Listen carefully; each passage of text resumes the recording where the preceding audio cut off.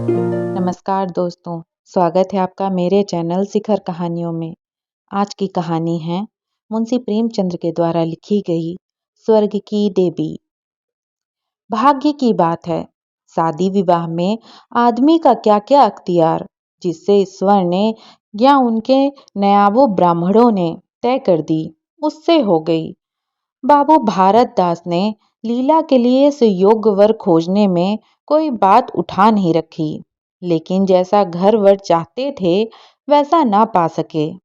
वह लड़की को सुखी देखना चाहते थे, जैसा हर एक पिता का धर्म है, किंतु इसके लिए उनकी समझ में संपत्ति ही सबसे जरूरी चीज थी। चरित्र या शिक्षा का स्थान कौन था? चरित्र तो किसी के माथे पर लिखा नहीं रहता, और शिक्षा का आजकल के जमाने में मूल्य ही क्या। हाँ, संपत्ति के साथ शिक्षा भी हो तो क्या पूछना। ऐसा घर उन्होंने बहुत ढूंढा पर ना मिला। ऐसा घर है ही कितने जहां दोनों पदार्थ मिले। दो चार मिले भी तो जायजा ना मिला। जायजा भी मिला तो शर्तें तय ना हो सकी। इस तरह मजबूर होकर भारत दास को लीला का विवाह लाला संत सरन के लड़के सीता सरन से करना पड़ा। अपने बाप का इकलौता बेटा था, थोड़ी बहुत शिक्षा भी पाई थी, बातचीत सलीके से करता था, मामले मुकदमे समझता था, और जरा दिल का रंगीला भी था। सबसे बड़ी बात यह थी कि रूपवान, बलिष्ठ, प्रसन्न मुख, साहसी आदमी था। मगर विचार वही बाबा आदम के जमाने के थे।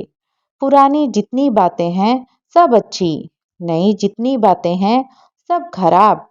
जायदाद के विषय में जमींदार साहब नए नए दफों का व्यवहार करते थे। वहां अपना कोई अख्तियार न था, लेकिन सामाजिक प्रथाओं के कट्टर पक्षपाती थे। सीता सरन अपने बाप को जो करते या कहते देखता, वही खुद भी कहता और करता था। उसमें खुद सोचने की शक्ति ही ना थी। बुद्धि की मंदता बहुधा सामाजिक अनुदारता के रूप में प्रकट होती है। लीला ने जिस दिन घर में पांव रखा, उसी दिन उसकी परीक्षा शुरू हुई। वे सभी काम जितनी उसके घर में तारीफ होती थी, यहाँ वर्जित थे। उसे बचपन से ताजी हवा पर जान देना सिखाया गया था। यहाँ उसके सामने मुंह खोलना भी पाप था। बचपन से सिखाया गया था रोशनी ही जीवन है। यहाँ रोशनी के दर्शन भी दुर्लभ थे। घर पर अहिंसा, क्षमा और दया ईश्वरीय गुण बताए गए थे। यहाँ इसका नाम लेना भी स्वाधीनता न थी। संत सरन बड़े तीखे, गुस्सेभर आदमी थे। नाक पर मक्खी ना बैठने देते। धूर्तता और छल कपट से ही उन्होंने जायदाद पैदा की थी और उसी को सफल जीवन का मंत्र समझते थे। उनकी पत्नी उनसे भी 2 अंगुल ऊंची थी। मजाल क्या कि बहू अपनी अंधेरी कोठरी के द्वार पर खड़ी हो जाए या कभी छत पर टहल सके। प्रलय आ जाता, आसमान सिर पर उठा लेती। उन्हें बकने का मर्ज था। दाल में नमक का जरा तेज हो जाना उन्हें दिन भर बकने के लिए काफी बहाना था। मोटी ताजी महिला थी। छींट का घाघरेदार लहंगा पहने, पान दान बगल में रखे, गहनों से लदी हुई, सारे दिन बरोठे में माची पर बैठी रहती थी। क्या मजाल की घर में उनकी इच्छा के विरुद्ध एक पत्ता भी हिल जाए। बहू की नई नई आदतें देख देख चला करती थी। अब काहे को आबरू रहेगी, मुंडेर पर खड़ी होकर झांकती है। मेरी लड़की ऐसी दीदा दिलेर होती तो गला घोंट देती। ना जाने इसके देश में कौन लोग बसते हैं, गहने नहीं पहनती, जब देखो नंगी बुच्ची बनी बैठी रहती है। यह भी कोई अच्छे लक्षण है? लीला के पीछे सीता सरन पर भी फटकार पड़ती। तुझे भी चांदनी में सोना अच्छा लगता है क्यों? तू भी अपने को मर्द कहेगा? वह मर्द कैसा कि औरत उसके कहने में ना रहे। दिन भर घर में घुसा रहता है, मुंह में जबान नहीं है, समझाता क्यों नहीं? सीता सरन कहता, अम्मा, जब कोई मेरे समझाने से माने तब तो। माँ, मानेगी क्यों नहीं? तू मर्द है कि नहीं? मर्द वह चाहिए कि कड़ी निगाह से देखे तो औरत कांप उठे। सीता सरन, तुम तो समझाती ही रहती हो। माँ, मेरी उसे क्या परवाह, समझती होगी बुढ़िया 4 दिन में मर जाएगी, तब मैं मालकिन हो ही जाऊंगी। सीता सरन, तो मैं भी तो उसकी बातों का जवाब नहीं दे पाता। देखती नहीं हो कितनी दुर्बल हो गई है। वह रंग ही नहीं रहा। उस कोठरी में पड़े पड़े उसकी दशा बिगड़ती जाती है। बेटे के मुंह से ऐसी बातें सुन माता आग हो जाती और सारे दिन जलती, कभी भाग्य की कोसती, कभी समय को। सीता सरन माता के सामने तो ऐसी बातें करता, लेकिन लीला के सामने जाते ही उसकी मति बदल जाती थी। वह वही बातें करता जो लीला को अच्छी लगती। यहाँ तक कि दोनों वृद्धा की हंसी उड़ाते। लीला को इसमें और कोई सुख न था। वह सारे दिन कुढ़ती रहती, कभी चूल्हे के सामने ना बैठी थी। पर यहाँ पसेरियों आटा थोपना पड़ता, मजदूरों और टहलियों के लिए भी रोटियां पकानी पड़ती। कभी कभी वह चूल्हे के सामने बैठी घंटों रोती। यह बात न थी कि यह लोग कोई महाराज रसोइया ना रख सकते हों, पर घर की पुरानी प्रथा यही थी कि बहू खाना पकाए, और उस प्रथा को निभाना जरूरी था। सीता सरन को देखकर लीला का संतृप्त हृदय एक क्षण के लिए शांत हो जाता था। गर्मी के दिन थे और संध्या का समय। बाहर हवा चलती, भीतर देह फूकती थी। लीला कोठरी में बैठी एक किताब देख रही थी कि सीता सरन ने आकर कहा, यहाँ तो बड़ी गर्मी है, बाहर बैठो। लीला, यह गर्मी उन तानों से तो अच्छी है जो अभी सुनने पड़ेंगे। सीता सरन, आज अगर बोली तो मैं भी बिगड़ जाऊंगा। लीला, तब तो मेरा घर में रहना भी मुश्किल हो जाएगा। सीता सरन, बला से अलग ही रहेंगे। लीला, मैं तो मर भी जाऊं तो भी अलग न रहूं। वह जो कुछ कहती सुनती हैं, अपनी समझ से मेरे भले के लिए ही कहती सुनती हैं। उन्हें मुझसे कुछ दुश्मनी थोड़ी ही है। हाँ, हमें उनकी बातें अच्छी न लगें, यह दूसरी बात है। उन्होंने खुद को वह सब कष्ट झेले हैं जो वह मुझे झिलवाना चाहती हैं। उनके स्वास्थ्य पर उन कष्टों का जरा भी असर न पड़ा। वह इस 65 वर्ष की उम्र में भी मुझसे कहीं ठाठी हैं। फिर उन्हें कैसे मालूम हो कि इन कष्टों से स्वास्थ्य बिगड़ सकता है। सीतारमन ने उसके मुरझाए हुए मुख की ओर करुण नेत्रों से देखकर कहा, तुम्हें इस घर में आकर बहुत दुख सहना पड़ा। यह घर तुम्हारे योग्य न था। तुमने पूर्व जन्म में जरूर कोई पाप किया होगा। लीला ने पति के हाथों से खेलते हुए कहा, यहाँ न आती तो तुम्हारा प्रेम कैसे पाती। 5 साल गुजर गए। लीला 2 बच्चों की माँ हो गई। एक लड़का था, दूसरी लड़की। लड़के का नाम जानकी सरन रखा गया और लड़की का नाम कामिनी। दोनों बच्चे घर को गुलजार किए रहते थे। लड़की दादा से हीली थी, लड़का दादी से। दोनों शोक और शरीर थे। गाली दे बैठना, मुख चिढ़ा देना तो उनके लिए मामूली बात थी। दिन भर खाते और आए दिन बीमार पड़े रहते। लीला ने खुद सभी कष्ट सह लिए थे, पर बच्चों में बुरी आदतों का पड़ना उसे बहुत बुरा मालूम होता था, किंतु उसकी कौन सुनता था। बच्चों की माता होकर उसकी अब गणना ही ना रही थी। जो कुछ थे बच्चे थे, वह कुछ न थी। उसे किसी बच्चे को डांटने का भी अधिकार न था। सांस फाड़ खाती थी। सबसे बड़ी आपत्ति यह थी कि उसका स्वास्थ्य अब और भी खराब हो गया था। प्रसव काल में उसे भी वो अत्याचार सहने पड़े जो अज्ञान, मूर्खता और अंधविश्वास ने सौर की रक्षा के लिए गढ़ रखे हैं। उस काल कोठरी में जहां न हवा का गुजर था, न प्रकाश का, न सफाई का, चारों ओर दुर्गंध और सील की गंदगी भरी हुई थी। उसका कोमल शरीर सूख गया। एक बार जो कसर रह गई थी वह दूसरी बार पूरी हो गई। चेहरा पीला पड़ गया, आंखें धस गईं। ऐसा मालूम होता बदन में खून ही नहीं रहा, सूरत ही बदल गई। गर्मियों के दिन थे। एक तरफ आम पके, दूसरी तरफ खरबूजे। इन दोनों फलों की ऐसी अच्छी फसल पहले कभी न हुई थी। अब कि इनमें इतनी मिठास न जाने कहाँ से आ गई थी कि कितना भी खाओ मन न भरे। संत सरन के इलाके से आम और खरबूजे के टोकरे भरे चले आते थे। सारा घर खूब उछल उछल कर खाता था। बाबू साहब पुरानी हड्डी के आदमी थे।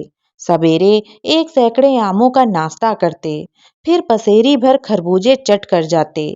मालकिन उनसे पीछे रहने वाली न थी। उन्होंने तो एक वक्त का भोजन ही बंद कर दिया। अनाज सड़ने वाली चीज नहीं, आज नहीं कल खर्चा ही हो जाएगा। आम और खरबूजे तो एक दिन भी नहीं ठहर सकते। सुदनी थी और क्या। यूं ही हर साल दोनों चीजों की रेल पेल होती थी, पर किसी को कभी कोई शिकायत न होती थी। कभी पेट में गिरानी मालूम हुई तो हंड की फंकी मार ली। एक दिन बाबू संत सरन के पेट में मीठा मीठा दर्द होने लगा। आपने उसकी परवाह न की, आम खाने बैठ गए। सैकड़ा पूरा करके उठी थे कि कै हुई, गिर पड़े। फिर तो तिल तिल पर कै और दस्त होने लगे। हैजा हो गया। शहर के डॉक्टर बुलाए गए, लेकिन उनके आने के पहले ही बाबू साहब चल बसे थे। रोना पीटना मच गया। संध्या होते होते लाश घर से निकली। लो दाह क्रिया करके आधी रात को लौटे तो मालकिन को भी कै और दस्त हो रहे थे। फिर दौड़ धूप शुरू हुई, लेकिन सूर्य निकलते निकलते वह भी सिधार गईं। स्त्री पुरुष जीवन पर्यंत एक दिन के लिए भी अलग न हुए थे। संसार से भी साथ ही साथ गए। सूर्यास्त के समय पति ने प्रस्थान किया, सूर्योदय के समय पत्नी ने। लेकिन मुसीबत का अभी अंत ना हुआ था। लीला तो संस्कार की तैयारियों में लगी थी। मकान की सफाई की तरफ किसी ने ध्यान न दिया। तीसरे दिन दोनों बच्चे दादा दादी के लिए रोते रोते बैठक में जा पहुंचे। वहां एक आले पर खरबूजा कटा हुआ पड़ा था। दो तीन कलमी आम भी रखे थे। इन पर मक्खियां भिनक रही थीं। जानकी ने एक तिपाई पर चढ़कर दोनों चीजें उतार ली और दोनों ने मिलकर खाई। शाम होते होते दोनों को हैजा हो गया और दोनों माँ बाप को रोता छोड़ चल बसे। घर में अंधेरा हो गया। 3 दिन पहले जहाँ चारों तरफ चहल पहल थी, वहां सन्नाटा छाया हुआ था। किसी की रोने की आवाज भी सुनाई न देती थी। रोता ही कौन। ले दे के कुल 2 प्राणी रह गए थे और उन्हें रोने की सुधि न थी।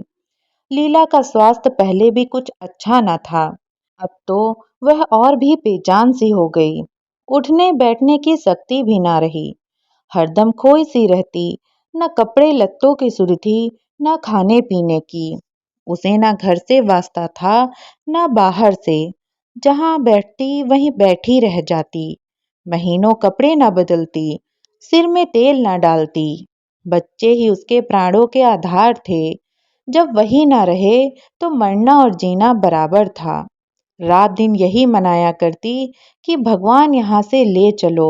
सुख दुख सब भुगत चुकी, अब सुख की लालसा नहीं है। लेकिन बुलाने से मौत किसी को आई है।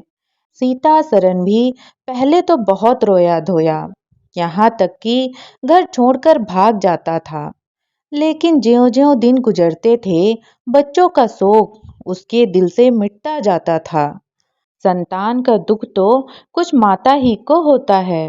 धीरे धीरे उसका जी संभल गया। पहले की भांति मित्रों के साथ हंसी दिल लगी होने लगी।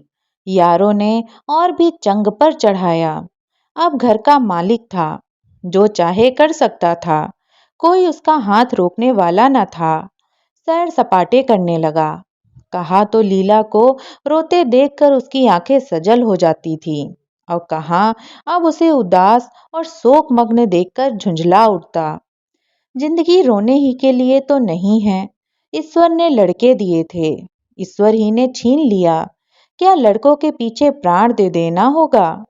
लीला यह बातें सुनकर भौचक्की रह जाती। पिता के मुंह से ऐसे शब्द निकल सकते हैं। संसार में ऐसे प्राणी भी हैं। होली के दिन थे। मर्दाने में गाना बजाना हो रहा था। मित्रों की दावत का भी सामान किया गया था। अंदर लीला जमीन पर पड़ी हुई रो रही थी। त्योहारों के दिन उसे रोते ही कटते थे। आज बच्चे होते तो अच्छे अच्छे कपड़े पहने कैसे उछलते फिरते। वही ना रहे तो कहाँ की तीज और कहाँ का त्योहार। सहसा सीता रमन ने आकर कहा, क्या दिन भर रोती ही रहोगी। जरा कपड़े तो बदल डालो, आदमी बन जाओ। यह क्या तुमने अपनी गत बना रखी है। लीला, तुम जाओ अपनी महफिल में बैठो, तुम्हें मेरी क्या फिक्र पड़ी है। सीता सरन, क्या दुनिया में और किसी के लड़के नहीं मरते। तुम्हारे ही सिर यह मुसीबत आई है। लीला, यह बात कौन नहीं जानता, अपना अपना दिल ही तो है, उस पर किसी का बस है। सीता सरन, मेरे साथ भी तो तुम्हारा कुछ कर्तव्य है। लीला ने कौतूहल से पति को देखा, मानो उसका आशय नहीं समझी, फिर मुंह फेर कर रोने लगी। सीता सरन, मैं अब इस मनहूसियत का अंत कर देना चाहता हूँ। अगर तुम्हारा अपने दिल पर काबू नहीं है तो मेरा भी अपने दिल पर काबू नहीं है। मैं अब जिंदगी भर मातम नहीं मना सकता। लीला, तुम राग रंग मानते हो, मैं तुम्हें मना नहीं करती। मैं रोती हूँ तो रोने क्यों नहीं देते। सीता सरन, मेरा घर रोने के लिए नहीं है। लीला, अच्छी बात है, तुम्हारे घर में ना रोऊंगी। लीला ने देखा मेरा स्वामी मेरे हाथ से निकला जा रहा है, उन पर विषय का भूत सवार हो गया है और कोई समझाने वाला नहीं। वह अपने होश में नहीं है। मैं क्या करूं? अगर मैं चली जाती हूँ तो थोड़े ही दिनों में सारा घर मिट्टी में मिल जाएगा और इनका वही हाल होगा जो स्वार्थी मित्रों के चंगुल में फंसे हुए नौजवान रईसों का होता है। कोई उल्टा घर में आ जाएगी और इनका सर्वनाश कर देगी। ईश्वर, मैं क्या करूं? अगर इन्हें कोई बीमारी हो जाती है तो क्या मैं उस दशा में इन्हें छोड़कर चली जाती? कभी नहीं। मैं तन मन से इनकी सेवा शुश्रूषा करती, ईश्वर से प्रार्थना करती, देवताओं की मनौतियां करती। माना इन्हें शारीरिक रोग नहीं है, लेकिन मानसिक रोग अवश्य है। आदमी रोने की जगह हंसे और हंसने की जगह रोए तो उसका दीवाना होने में क्या संदेह है। मेरे चले जाने से इनका सर्वनाश हो जाएगा। इन्हें बचाना मेरा धर्म है। हाँ, मुझे अपना शोक भूल जाना होगा।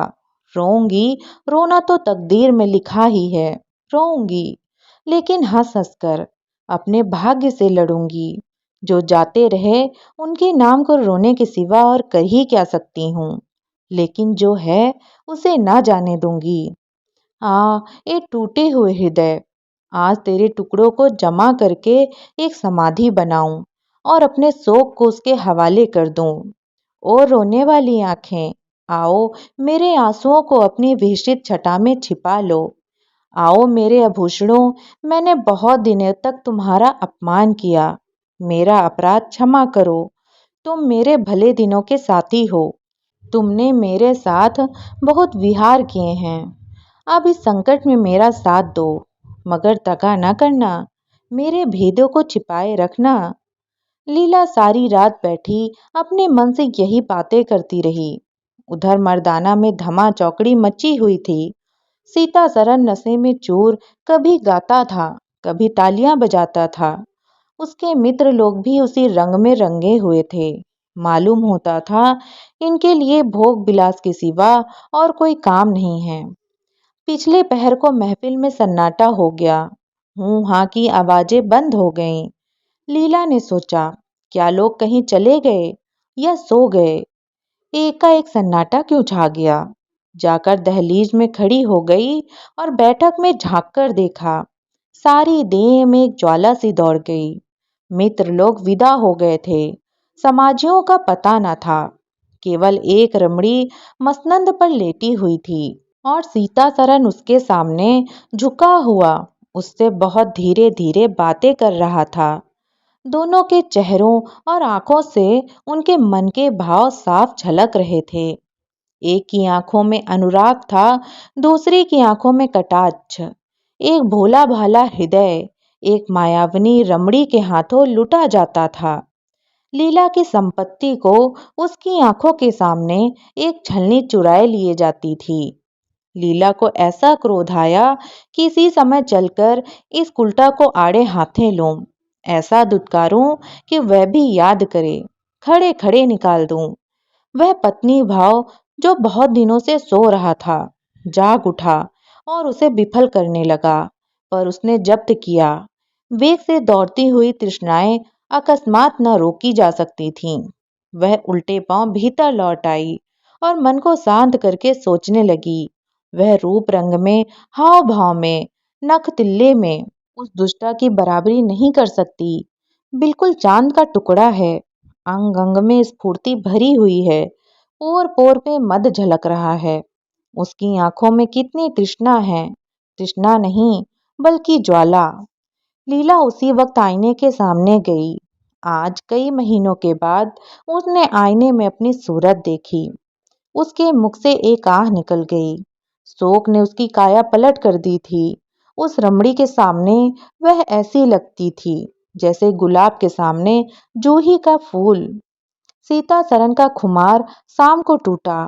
आंखें खुली तो सामने लीला को खड़े मुस्कुराते देखा। उसकी अनोखी छवि आंखों में समा गई। ऐसे खुश हुए मानो बहुत दिनों के वियोग के बाद उससे भेंट हुई हो। उसे क्या मालूम था कि यह रूप भरने के लिए लीला ने कितने आंसू बहाए हैं। केसों में यह फूल गुथने से पहले आंखों से कितने मोती पिरोए हैं। उन्होंने एक नवीन प्रेमा उत्साह से उठकर उसे गले लगा लिया और मुस्कुरा कर बोले, आज तो तुमने बड़े बड़े शस्त्र सजा रखे हैं, कहाँ भागूं? लीला ने अपने हृदय की ओर उंगली दिखाकर कहा, यहाँ आ बैठो, बहुत भागे फिरते हो, अब तुम्हें बांध कर रखूंगी। बाग की बहार का आनंद तो उठा चुके, अब इस अंधेरी कोठरी को भी देख लो। सीता सरन ने लज्जित होकर कहा, उसे अंधेरी कोठरी मत कहो लीला, वह प्रेम का मान सरोवर है। इतने में बाहर से किसी मित्र के आने की खबर आई। सीता सरन चलने लगे तो लीला ने उनका हाथ पकड़कर कहा, मैं ना जाने दूंगी। सीता सरन, अभी आता हूँ। लीला, मुझे डर लगता है कि कहीं तुम चले न जाओ। सीता सरन बाहर आए तो मित्र महाशय बोले, आज दिन भर सोते ही रहे क्या? बहुत खुश नजर आते हो। इस वक्त तो वहां चलने की ठहरी थी ना, तुम्हारी राह देख रही है। सीता सरन, चलने को तो तैयार हूं, लेकिन लीला जाने नहीं देती। मित्र, नीरे गौदी ही रहे, आ गए फिर बीबी के पंजे में। फिर किस बिरते पर गमगमाए थे? सीता सरन, लीला ने घर से निकाल दिया था, तब आश्रय ढूंढता फिरता था। अब उसने द्वार खोल दिए हैं और खड़ी बुला रही है। मित्र, अजी, यहाँ वह आनंद कहाँ? घर को लाख सजाओ तो क्या बाग हो जाएगा? सीता सरन, भाई घर बाग नहीं हो सकता, पर स्वर्ग हो सकता है। मुझे इस वक्त अपनी क्षुद्रता पर जितनी लज्जा आ रही है वह मैं ही जानता हूँ। जिस संतान शोक में उसने अपने शरीर को घुला डाला और अपने रूप लावण्य को मिटा दिया, उसी शोक को केवल मेरा एक इशारा पाकर उसने भुला दिया। ऐसा भुला दिया मानो कभी शोक हुआ ही नहीं। मैं जानता हूँ कि वह बड़े से बड़े कष्ट सह सकती थी। मेरी रक्षा उसके लिए आवश्यक है। जब अपनी उदासीनता के कारण उसने मेरी दशा बिगड़ती देखी तो अपना सारा शोक भूल गई। आज मैंने उसे अपने आभूषण पहनकर मुस्कुराते हुए देखा तो मेरी आत्मा पुलकित हो उठी। मुझे ऐसा मालूम हो रहा है कि वह स्वर्ग की देवी है और केवल मुझ जैसे दुर्बल प्राणी की रक्षा करने के लिए भेजी गई है। मैंने उसे जो कठोर शब्द कहे वो अगर अपनी सारी संपत्ति बेचकर भी मिल सकते तो लौटा लेता। लीला वास्तव में स्वर्ग की देवी है। तो दोस्तों, कैसी लगी आपको ये कहानी?